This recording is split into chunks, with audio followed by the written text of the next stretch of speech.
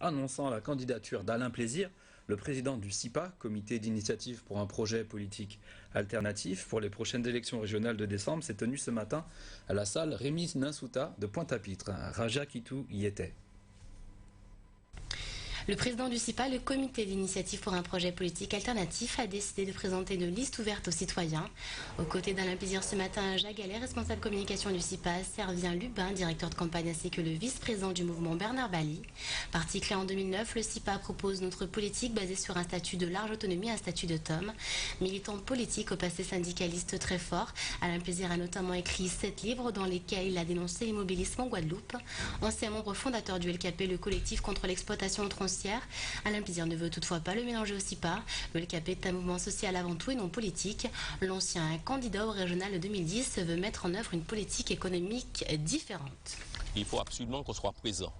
Et nous voulons véritablement bousculer. Nous voulons faire en sorte de faire bouger les lignes.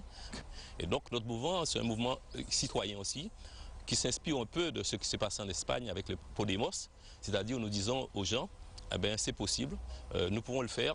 Et vous qui vous indignez au quotidien parce qu'il n'y a pas d'eau, parce qu'il n'y a pas de transport, parce que vos enfants sont au chômage, eh bien, transformez votre indignation en action politique. Il lutte en faveur d'une préférence de la production guadeloupéenne.